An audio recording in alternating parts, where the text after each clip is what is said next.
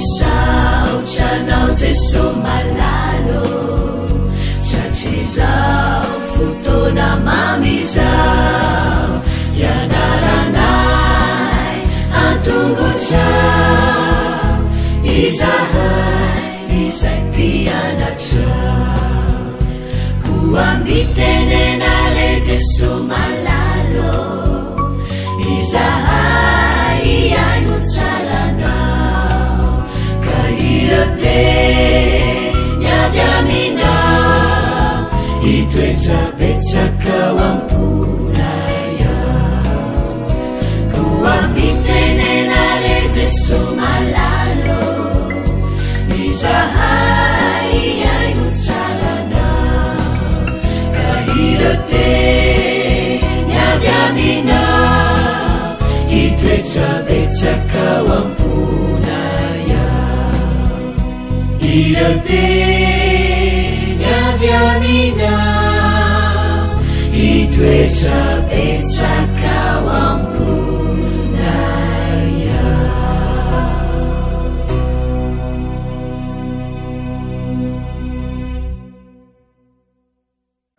Faly miarabantsika tsirairay avy-indray tonga eto amin'ny fandraisana ny lesona ho an'ny tanora zokiny isika amin'ity anio ety soton'Andriamanitra isika fa mbola nomeny izao fotoana izao indray ahafahana mandray ny fahamarinana avy aminy.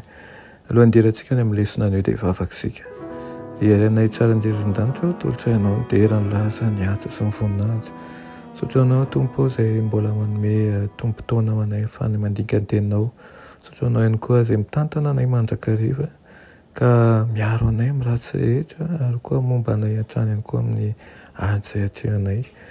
Tompo fitosera hatrany izay ka aoka anana sy fanantenana mandrakariva miaraka aminao aminaran'i Jesosy. Amen. Lohateny lesona antsika androany dia manao hoe Jesosy ilay tohatra mampifandray antsika amin'ny lanitra.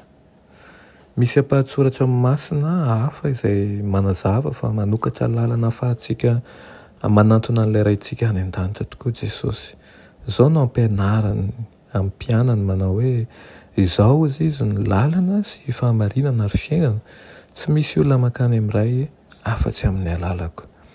Rehefa nanapa-kevitra ny ho tonga mpianatra Jesosy Natanaela dia hoy Jesosy taminy lazaiko aminareo marina dia marina tokoa ho hitanareo ny lanitra misokatra sy ny anjelin'Andriamanitra miakatra sy midina eo ambonin'ny zanak'olona. Nahita akaiky an'ireo anjely izay nampifandray ny lanitra sy ny tany koa i Jakoba ilay patriarika ny testamenta taloha raha nandositra ho fanavotana ny ainy. Amin'ny alalan'i Jesosy no azahoana antoka ny ifandraisantsika amin'ny lanitra. Izany no antony ivavahantsika amin'ny anarany. Noho izay nataon'i Jesosy ny fandreseny no mahatonga ny teny fikasan'Andriamanitra ho antsika.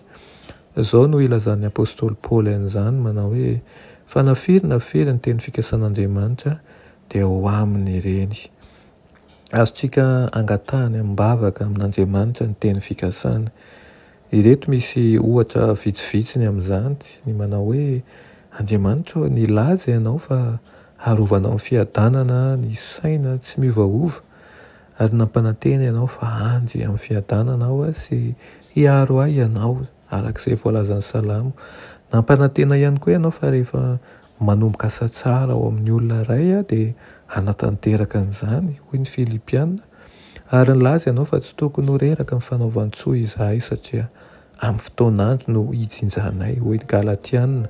Ary nampanantena ianao fa hampianatra ny zanakao rehetra ary ho be ihany koa ny fiadanany arak'izay voalazan'i Isaia. Ary nilaza ianao fa rehefa tsy haiko izay vavaka ho tononona dia hanalalana ho ahy ny fanahinao arak'izay voalazan'ny Romanina. Azontsika atao tokoa ny manantona ny seza fiandrianan'Andriamanitra amin'ny herim-po lehibe noho ny amin'i Jesosy. Mameno ny fontsika amin'ny fahasahiana feno fanetsetena amin'ny fivavahana, ny fitadidiana sy ny famerenana n'ireo teny fikasan'Andriamanitra satria fantatsika fa efa dondona ny handray ny fivavahantsika izy ary vonona ny asa arak'ireny.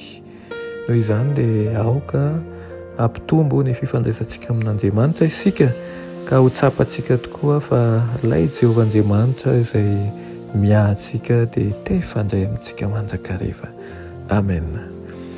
Liranay tsara indrindra ny danitro mbola velom-pisaoranao zahay ny amin'izany teninao izany. Misaotra ihany koa tompo izay mampatsiahany ireo teny fikasana izay efa nomenao, ampio izay ny toky amin'izany, ary raha angataka zavatra aminao izay, rehefa kivy ihany koa izahay dia ireo fampanantenana nomenao no atonga amboly ny fanantenana indray ao aminay tsirairay avy, aminaran'i Jesosy, amen.